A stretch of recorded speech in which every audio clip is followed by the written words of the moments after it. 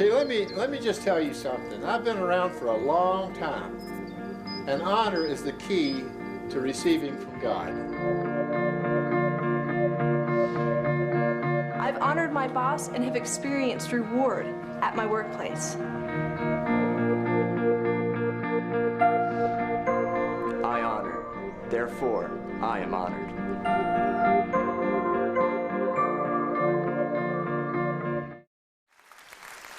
Eu digo a vocês, há pessoas aqui que realmente estão famintas pela palavra de Deus, é tão bom. Glória a Deus. Sabe, Pai, somos tão gratos a você, muito obrigado por nos dar sua palavra. Somos muito gratos em nome de Jesus, amém. Sabe, estamos na sessão número 5 e nessa sessão vamos falar sobre honrar líderes sociais, certo? Então você pode sentar e vamos para a palavra. Isso vai ser muito bom, estou muito empolgado com esta. Para falar a verdade, essa é uma das sessões que mais me empolga, eu mal podia esperar. Então, primeiramente, deixa eu ler para vocês em 1 Timóteo, capítulo 6, verso 1. Paulo diz, todos os servos, debaixo de jugo, considerem seus próprios mestres dignos de toda honra. Repita, toda honra. Para que o nome de Deus e a doutrina não sejam blasfemados. Você ouviu isso? Eu vou ler de novo. Que todos os servos, debaixo de jugo, considerem seus próprios mestres dignos de toda honra, para que o nome de Deus e a doutrina não sejam blasfemados. Então, quem são nossos líderes sociais? Líderes sociais é o quarto grupo de que Deus fala no que diz respeito à autoridade delegada no Novo Testamento. E esses seriam os empregados, seriam patrões, seriam professores e treinadores, ou qualquer forma de autoridade no arranjo social. Estão acompanhando? Então, se fôssemos ler esses versos na ótica de hoje, leríamos que todos os empregados contratados considerem seus empregadores ou chefes dignos de toda honra. Ou poderíamos ler assim, que todos os estudantes sujeitos ao sistema educacional considerem seus professores dignos de toda honra. Estão vendo isso?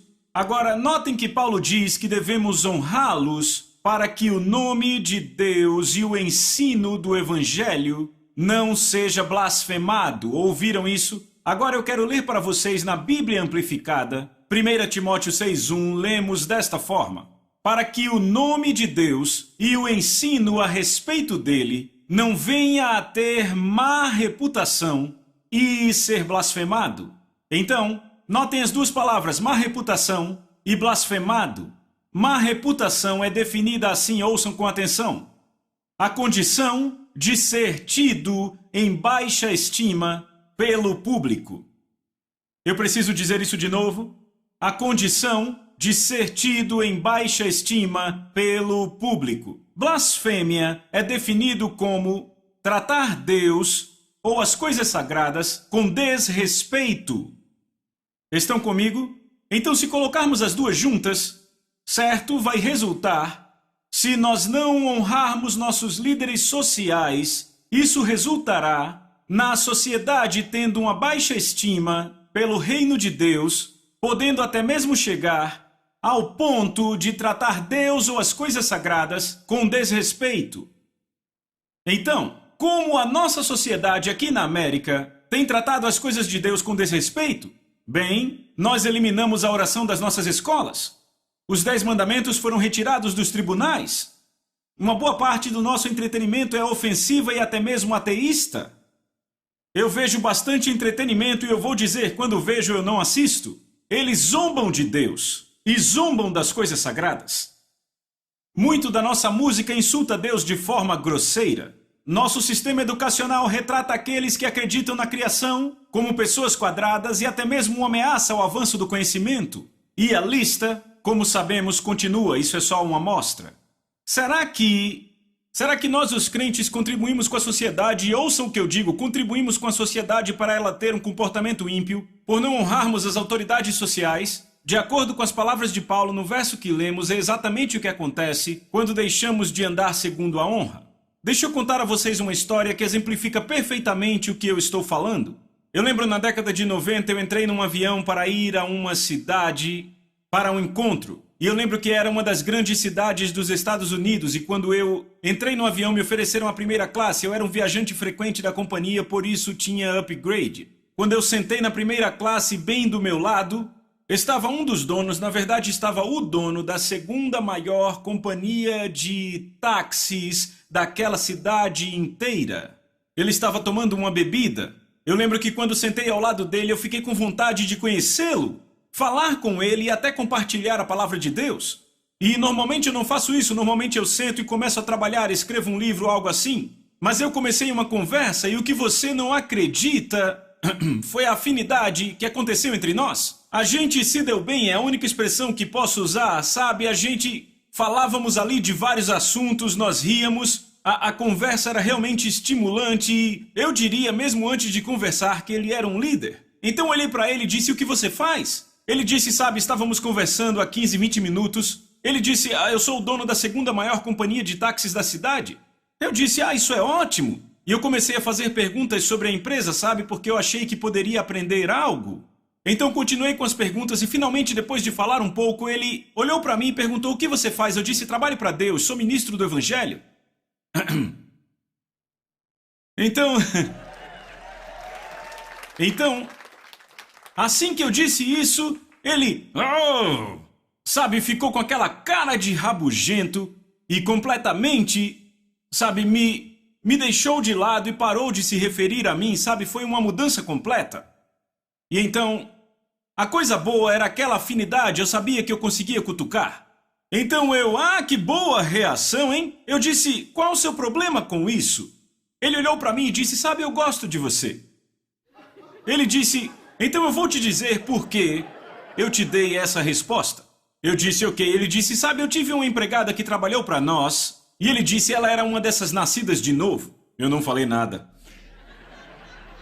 E ele disse, quer saber, tudo o que ela fazia era pregar para os outros empregados. Aqui estou eu trabalhando duro e ela pregando durante o trabalho, então ela não só não estava trabalhando, mas eles não trabalhavam porque ela os bombardeava com aquela pregação. E ele disse, não só isso. Ele disse, ela não trabalhava direito e distraía as pessoas. E ele disse, então, ela roubava coisas. E ele disse, ela deixou nossa empresa. E ele disse, ela deixou uma conta de $8.000 por causa do seu filho na Alemanha. Agora, você tem que entender, isso foi na década de 90, quando ligação internacional era muito cara. Então o cara estava com muita raiva e eu ali com o coração quebrado depois de ter ouvido isso. Eu pensei que de todos os empregados, ela deveria ser a mais respeitável e que demonstrava mais honra, entendem? E agora o cara totalmente fechado pro evangelho por causa do que ela fez, veem? É por isso, sabe, e deixa eu dizer isso. Cada um naquela empresa agora tinham dificuldade em ouvir a palavra de Deus, pois ela havia sido difamada pelo comportamento da funcionária. Vamos falar dessa reputação de novo, o que é isso? Uma reputação quer dizer a condição de ser tido em baixa estima pelo público. É por isso que Paulo nos diz em Tito, capítulo 2, versos 9 e 10 na Amplificada, diga aos servos, aos empregados, que sejam submissos aos seus senhores, os empregadores, sendo-lhes agradáveis e dando satisfação de toda forma, advirta-os. Vejam as palavras, advirta-os a não responderem nem contradizerem ou furtarem pegando coisas de baixo valor. Olha o que estou lendo. Mas que provem ser verdadeiramente leais e inteiramente confiáveis e fiéis em tudo, para que em todas as coisas eles possam ser um ornamento, repitam, ornamento,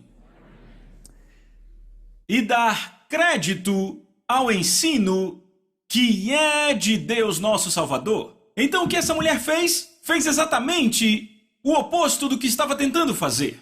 Trouxe descrédito ao evangelho. Lá está ela pregando para todos, esperando que alguém se salve, mas trazendo descrédito, certo? Má reputação, pelo fato que ela não trabalhou bem e assim roubou do seu empregador, pois ele não a pagava para pregar. Eu estou pregando bem, por favor, diga amém. Ela não só roubava coisas, mas uma dívida de $8.000. Se ela tivesse feito o que a palavra de Deus instrui, ela teria honrado o seu empregador, teria sido a funcionária mais leal e confiável e a melhor trabalhadora.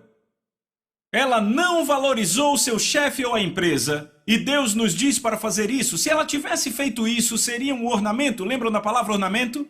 Deixa eu ler aqui. Para que em tudo possam ser um ornamento. O que a palavra ornamento quer dizer? Uma das definições de ornamento. Alguém cuja presença é uma fonte de honra ou orgulho. Ela seria um ornamento. A presença dela seria uma fonte de honra para toda aquela empresa. Sabe, o resto da viagem foi pedindo desculpas ao cara. Mas deixa eu dizer, não cheguei em lugar nenhum. Ele estava tão, sabe, vamos lá. Agora, anos depois, eu estava falando sobre esse incidente em um culto e fizeram um CD desse culto e enviamos a nossos parceiros um CD por mês. E um dos nossos parceiros pegou esse CD e o ouviu. Então este parceiro, da Messenger International, nos contactou. E ele disse, sabe, eu ouvi o CD, vocês podem dizer ao pastor John que eu gostaria de ter o endereço do dono daquela empresa de táxis e eu gostaria de enviar um cheque de $8.000 como desculpas.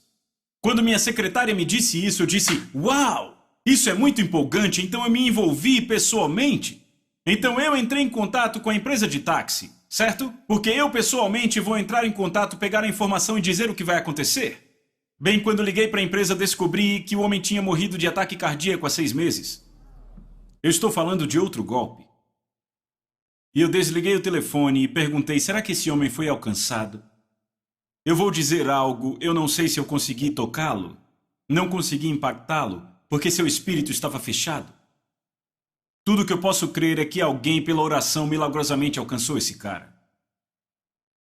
Esta mulher levou ao evangelho má reputação por causa do seu comportamento em não honrar seu chefe e a empresa em que trabalhava. Quão mais fácil seria compartilhar o evangelho com aquele homem se a sua funcionária o tivesse honrado? De fato, sabe o que ele diria? Ele diria, eu sei do que você está falando. Sabe, uma das minhas melhores funcionárias é uma dessas nascidas de novo. Ela trabalha bem e é muito leal. Eu preciso de Jesus. Você oraria por mim? Isso provavelmente teria acontecido. Mas essa mulher levou ao evangelho má reputação, por sua falta de honra pela desonra à autoridade social. Por outro lado, eu tenho ouvido patrões não crentes me contarem como veem a evidência do cristianismo em seus empregados, não porque pregam, mas porque mostram seu caráter em situações difíceis e em sua ética no trabalho. Eles me dizem, eu já ouvi literalmente patrões me dizendo isso. Eles trabalham mais do que qualquer outro empregado, ou são os empregados mais honestos e confiáveis que eu tenho. Eles nunca respondem ou reclamam. O que faz esses crentes trabalharem de forma diferente da mulher descrita antes, que eu falei? A resposta é simples, o temor do Senhor que produz a verdadeira honra no coração por aqueles com quem Deus se importa e ama, ou seja, todo ser humano. Eu lembro do meu primeiro encontro com isso. Eu tinha acabado de ser salvo. Eu era um garoto católico e eu jogava tênis naquela época, então sabe, os atletas, eles realmente me impactavam porque, sabe, aquela era a minha vida, ser atleta. E eu notei que havia um irmão da nossa fraternidade que era muito atlético. Ele estava em todos os times de futebol, de basquete e beisebol. Ele ia a todas as festas do Grêmio, mas ele chegava no início e lá estávamos nós nos embriagando, bebendo todas. E ele sempre com um refrigerante e uma coca na mão, falando com pessoas. Ele tinha boa aparência, as garotas voavam em cima dele, ok? E quando começávamos a enlouquecer, de repente ele fugia e ia embora. Uma noite ele veio e bateu na minha porta e começou a falar do evangelho, e eu lembro como ele me alcançou e como o Espírito Santo o usou para me alcançar. Ele disse, você pode falar sobre o presidente? E eu disse, claro, Jimmy Carter, casado com Rosalynn, ex-fazendeiro, ex-governador da Geórgia. Ele disse, ótimo, agora fale de Jesus. Eu disse, claro, ele sabia que eu ia para a igreja católica todo domingo. Até meu técnico de tênis ia à missa comigo, porque eu não perdia uma missa, era muito religioso, mas não conhecia Deus. E ele disse, você conhece Jesus? Eu disse, claro que conheço, ele morreu na cruz, ele nasceu de uma virgem, seu padrasto era José, teve 12 apóstolos. E ele disse, muito bem, ele disse, John, disse... Você conhece o presidente Carter? Como conhece sua mãe? Eu disse, não. Ele disse, qual a diferença? Eu disse, ei, ela é minha mãe. Eu conheço minha mãe. Eu nunca encontrei o presidente. Ele disse exatamente, você tem relacionamento com sua mãe, mas embora você conheça o presidente, não tem relacionamento com ele. Eu disse, isso aí. Ele disse, você conhece Jesus como a sua mãe? E eu me lembro que aquilo me acertou forte. Não, eu não conheço Jesus intimamente, e esta é a razão pela qual Jesus veio e morreu na cruz, para termos uma relação íntima com Deus. Você pode dizer amém? Então eu lembro, depois de nascer de novo, e pouco depois de ser cheio do Espírito Santo, eu comecei a consumir, a devorar as Escrituras. Eu lembro de ter muito problema em estudar. Para a escola eu estudava engenharia mecânica e jogava meu livro do lado e dizia, eu quero ler a Bíblia. E eu lia e percebi que como estudante universitário poderia ter uma cadeira eletiva e a que escolhi, no curso de extensão, na Universidade Notre Dame, e era dada por um professor que era residente naquela universidade e se chamava Panorama Geral do Velho Testamento. Então eu escolhi uma aula de 3 horas. E toda semana tínhamos 3 horas de aula e eu estava muito empolgado porque, sabe, naquele tempo o Antigo Testamento era algo complicado para mim. Eu quero ir para a aula e aprender sobre isso, eu era um garoto faminto. Primeira aula que eu fui, o professor olhou e disse, há mais de 600 contradições na Bíblia, não dá para provar que Jesus ressuscitou pela Bíblia, e ele disse, vocês sabem, quando Moisés cruzou o Mar Vermelho, com os filhos de Israel era só um pântano. De geração em geração ele foi de um pântano para um grande mar. Bem, nem preciso falar que foi um tempo muito difícil para mim aquele semestre. E eu lembro que eu e ele nos engajávamos em discussões acaloradas sobre as Escrituras. Uma aula eu literalmente discuti com ele quando eu vi algo na Escritura diferente da forma como ele falava por 2 horas e ele continuou falando comigo. E por 2 horas na frente da turma, eu continuava, mas a Bíblia diz isso, a Bíblia diz aquilo, a Bíblia diz isso. Mas eu fazia de uma forma muito respeitosa, certo? Agora, havia uma nota que era dividida em 3 partes. Tinha a primeira nota, a segunda nota e um trabalho que pegava toda a matéria. Eu lembro de me esforçar tanto naquele trabalho, e eu lembro que no final do semestre ele estava entregando os trabalhos e disse, as suas notas estão na frente. E quando eu olhei a minha nota era um grande I. Eu pensei, o que esse I quer dizer? Então depois da aula fui até ele e disse, o que quer dizer I? Ele disse, nós estamos em mundos diferentes. Foi exatamente assim que ele falou, nós estamos em mundos diferentes. Ele disse, então eu senti que não seria justo eu dar a sua nota. Ele disse, eu não posso, eu vou pegar a média das suas 2 últimas notas e nesse trabalho a sua nota será essa, você trabalhou duro, eu sei, mas estamos em mundos diferentes. Então ele aliviou, olhou para mim e disse, sabe, eu já tive muitos fundamentalistas na minha turma, é como ele chamava os crentes, eu acredito. E ele disse, nesses fundamentalistas eu vejo uma dessas 3 coisas. Ele disse, todos os fundamentalistas ou criam caos na minha aula, ou abandonavam depois de 1 ou 2 aulas, ou eles voltavam atrás no que acreditavam. Ele disse, você não fez nada disso. Ele disse, você foi muito respeitoso e me honrou. Ele disse, número 2, ele disse, você não desistiu, continuou na aula. E número 3, ele disse, John, você nunca desistiu das suas crenças e isto ministrou a ele. Não só ministrou a ele, mas ao resto dos alunos na turma. O que aconteceu como resultado de honrá-lo, de respeitá-lo, porque lembrem, Paulo disse, aqueles que se opõem em humildade corrija-os, certo? Ou seja, você os corrige com gentileza e espírito ensinável. Ou seja, não rebaixamos ninguém, certo? Nós honramos seres humanos porque eles são seres humanos, especialmente os professores, especialmente os chefes, mas com gentileza e humildade tentamos comunicar as verdades da palavra de Deus a eles, porque eles vão querer ouvir muito mais, pois você não leva com desrespeito e eles vão considerar o que você tenta ensinar. Entenderam? Eu perguntei, entenderam? Agora, como honramos as autoridades sociais? Vamos ver de novo o significado de honra. Honrar significa o quê? Significa valorizar. É tratar como precioso, como algo que tem peso, tratar com deferência, submeter-se, obedecer, contanto que não contradiga a Bíblia. Se meditarmos e orarmos acerca dessa definição, nosso comportamento será afetado de uma forma boa no local de trabalho, na sala de aula, em campos esportivos. Ao invés de lutarmos pelos nossos direitos, vamos preferir os desejos dos empregadores e professores, e não os nossos. Vamos buscar fazê-los vencer, nossos chefes, quer sejamos ou não reconhecidos ou pagos. Alguns só honram se acham que são bem pagos ou bem tratados. Como podemos fazer isso? Como vivemos assim? A Bíblia diz, você está pronto? Aqui em Efésios capítulo 6, versos de 5 a 8 na Nova Tradução Viva. Escravos ou empregados, repitam empregados. Obedeçam a seus senhores, empregadores, seus chefes, com profundo respeito. Repitam, profundo respeito. E temor. Repitam, honra.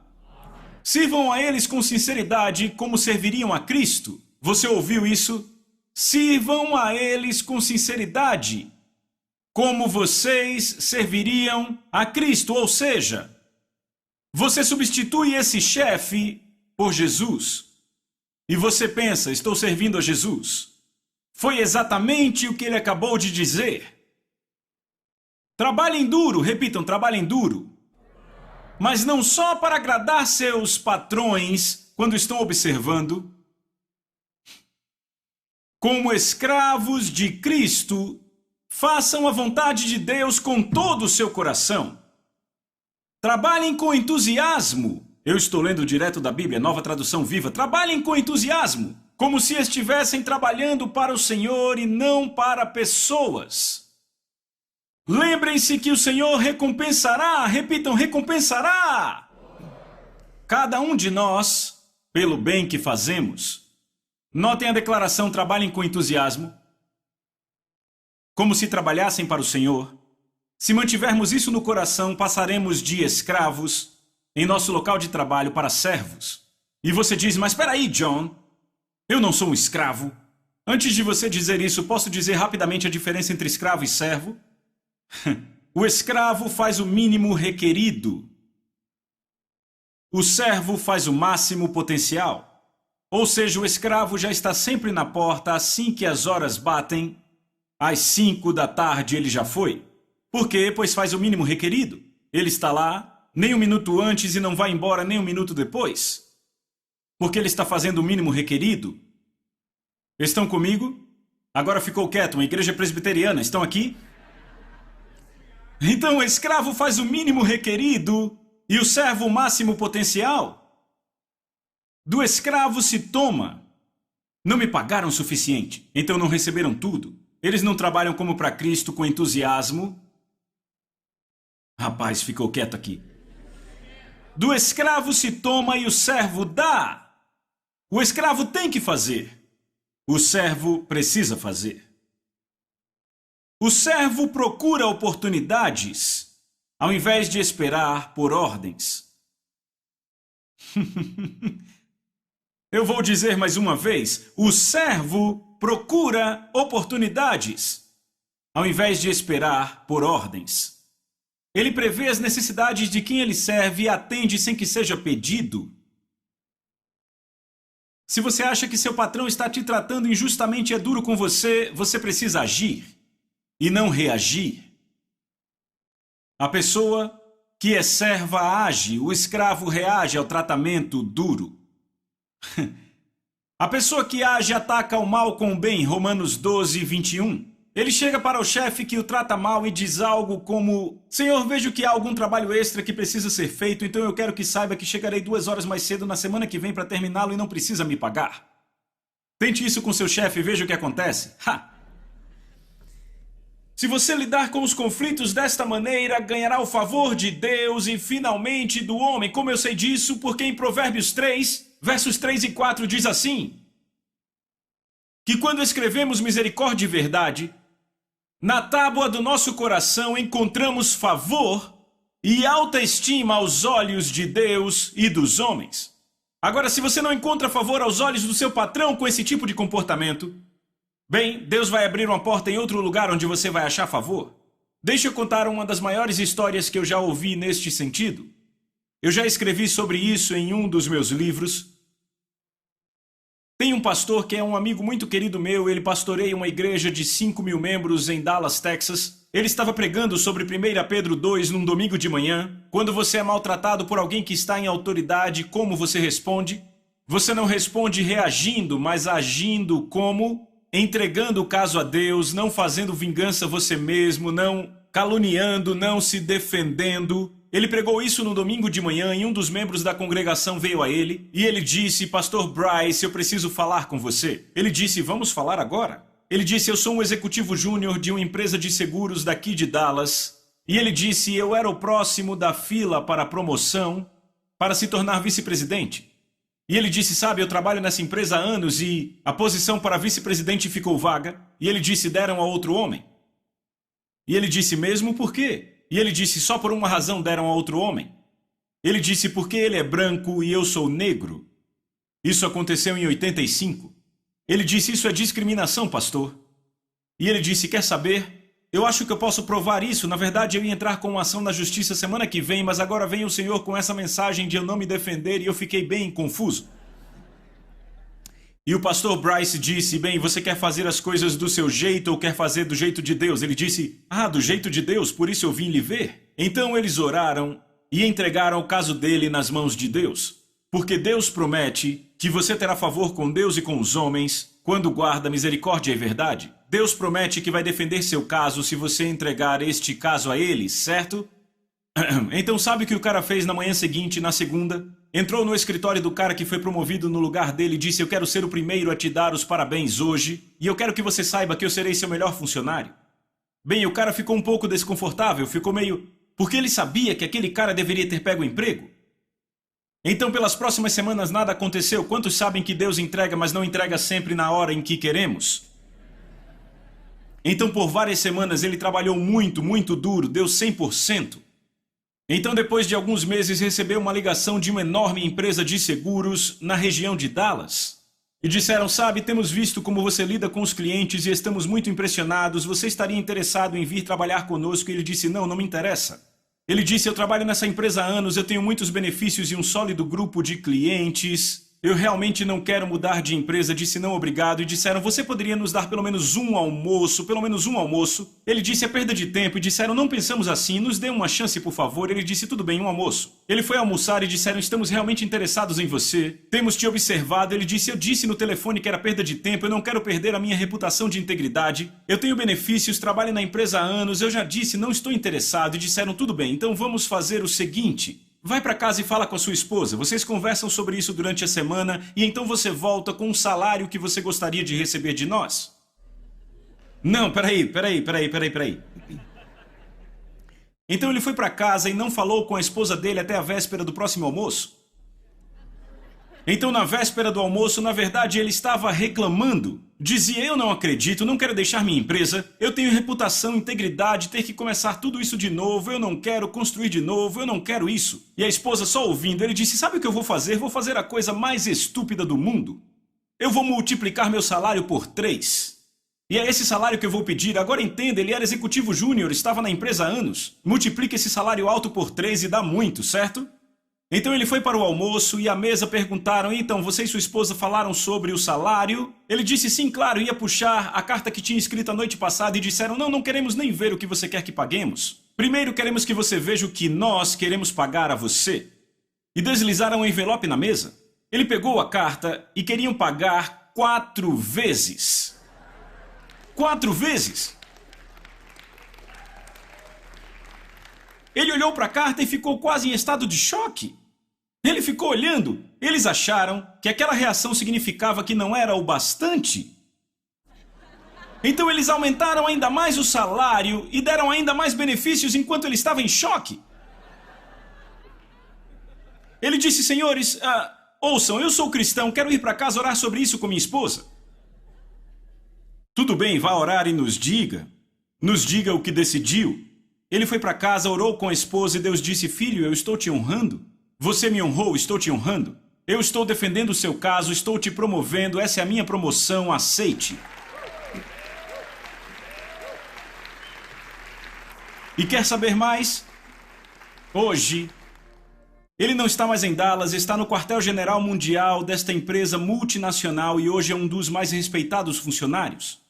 O que houve? Favor aos olhos de Deus e dos homens, Deus defendeu sua causa e Deus o recompensou por honrar seu empregador, mesmo que o empregador o tenha desonrado grandemente. Eu chamaria isso de uma ótima recompensa, você não? Vejo você na próxima sessão. Certo. Muito bem.